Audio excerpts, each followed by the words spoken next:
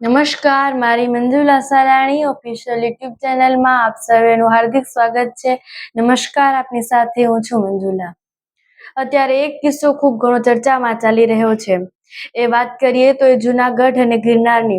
અત્યારે આપણને લાગે કે વાદળથી વાતો કરતો ગિરનાર અને ત્યાં લોકો પ્રવાસ માટે જાય છે. તેવો જ એક પરિવાર પ્રવાસ માટે ગયેલો હતો. હજુ તો એ પરિવાર સાથે એક બાળક હતું અને તે સમગ્ર પરિવાર એ ગિરનારના માત્ર 50 જ પગથિયા ચડ્યા હતા. ત્યાં જ તો એક સિંહે હુમલો કર્યો અને પરિવારના બાળકને ઉઠાવીને લઈ ગયું. પરિવાર ખૂબ રુદન કરી રહ્યો છે. એ જે બાળકની માતા હતી તે ખૂબ રડી રહી છે. જ્યારે શોધખોળ કરવામાં આવી તો બાળકના અવશેષો મળ્યા અને એ વાતને લઈ અને પરિવાર ખૂબ દુઃખી છે. તેમના જે કાકા છે એ જે બાળક છે મૃતક તેના કાકાની પણ પ્રતિક્રિયા આવી છે. સાથે જ એ જે સિંહ છે જેણે હુમલો કર્યો હતો તે સિંહ ને અત્યારે શોધખોળ ચાલી રહી છે. ઠેર ઠેર એના પાંજરાઓ લગાવવામાં આવી રહ્યા છે અને સતત 2 દિવસથી તેની શોધખોળ ચાલી રહી છે.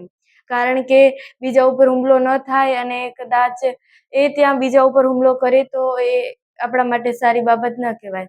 એટલે અત્યારે ત્યાંનું વન વિભાગ છે ત્યાં ઠેર ઠેર પાંજરાઓ લગાવી રહ્યું છે અને એ સિંહને શોધવા માટેની ખૂબ કડક કામગીરી કરી રહી છે. એ વન વિભાગ માટે એક ખૂબ મક્કમ બાબત છે. સાથે જે સિંહ છે તેવું કહેવામાં આવે છે કે લોકો કહી રહ્યા હતા કે 2-3 દિવસથી સિંહ ત્યાં જ ફરતો હતો. એટલે તેઓ માત્ર રાત્રિના દિવસે એટલે કે સવારમાં જ્યારે ચડ્યા ત્યારે અંધારું હતું ને અંધારું હોવાના કારણે તેમને કંઈ દેખાયું નહીં અને સિંહ તેમના બાળકને ઉઠાવીને લઈ ગયું.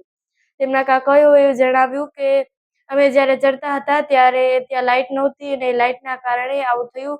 પહેલી મારી એ માંગ છે કે ત્યાં લાઈટો લગાવો, કારણ કે લાઈટ લગાવવાથી ઘણી બધી સમસ્યાઓનો હલ થઈ શકે છે. કારણ કે જેવી રીતે અત્યારે થયું, કદાચ લાઈટ હોત તો એ બાળકનો જીવ બચી ગયો હોત. કારણ કે લાઈટ હોવાના કારણે આપણને જાણ થઈ શકે કે ત્યાં એ જે લાઈટ હતી તો તેમને થાય કે સિંહ આવી રહ્યો છે તો તે પોતાની જાતને સાવચેત રાખી શકત. આના કારણે લઈ અને ત્યારે રસ્તો પણ બંધ કરી દેવામાં આવ્યો છે અને સિંહને શોધવાની ખૂબ મોટી કામગીરી ચાલુ થઈ રહી છે. સાથે જ અત્યારે પ્રવાસીઓ માટે અને જે યાત્રાળુઓ છે તેના માટે બીજો રસ્તો, જ્યાં જૂના રસ્તેથી લોકો જતા હતા, તે ખુલવામાં આવ્યો છે.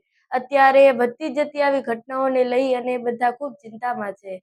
માણસ અને એક સિંહ વચ્ચેની કેટલી એવી આપણે વાર્તાઓ સાંભળેલી કે જેમાં માણસ અને સિંહની મિત્રતા હોય, પરંતુ આ વખતે સિંહની ક્રૂરતા આપણી સમક્ષ આવી છે.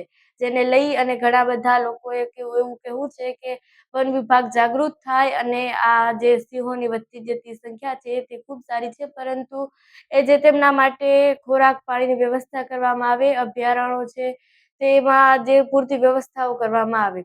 તો તમારું આ વિષય પર શું કહેવું છે ને વધતી જતી સિંહની સંખ્યા પર પણ શું કહેવું છે, કમેન્ટ્સમાં જરૂરથી જણાવજો. સાથે જ મારી Manjula Sarani official YouTube channel પર આવ્યા છો તો સબસ્ક્રાઇબ કરીને જજો. નમસ્કાર.